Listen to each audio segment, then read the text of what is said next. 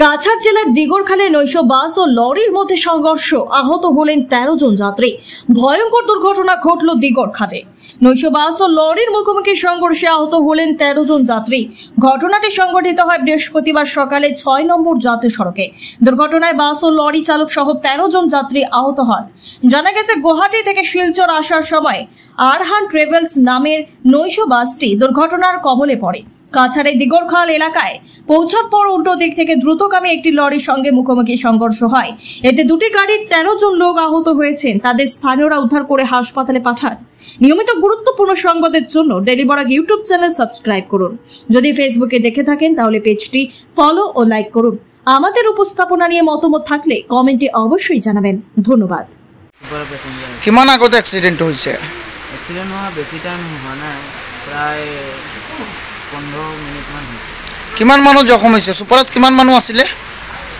প্রায় মই ইমান চোৱা নাই, 25 সামথিং আছিল। সামথিং আছে মানে কিমান মানুহ মানে ইনজুৰি বেছি হৈছে? মই বুজি নাপাওঁ, মানে মই ফ্ৰণ্টত আছিলোঁ, ড্ৰাইভাৰ হেণ্ডিমেনৰ লগত।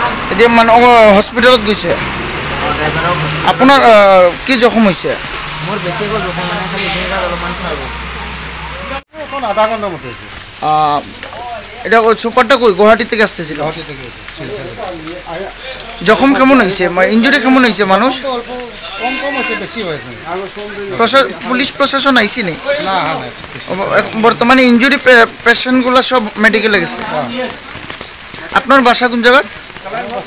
লক্ষ্মীপুর। আমরা বাইটাস ফর্মুলেশনের সৌজন্যে মাছ চাষে এক যুগান্তকারী পদক্ষেপ।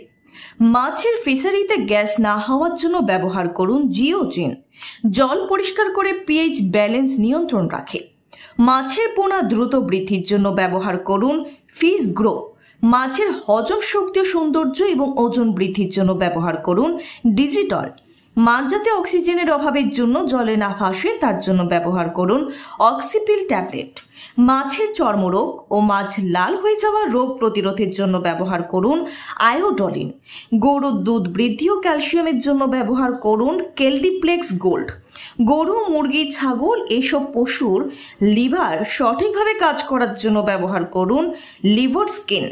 ডিলারশিপ নেওয়ার জন্য ও বিশদ বিবরণ জানার জন্য যোগাযোগ করুন 6000927476 এবং 6901804306 এই নম্বরে।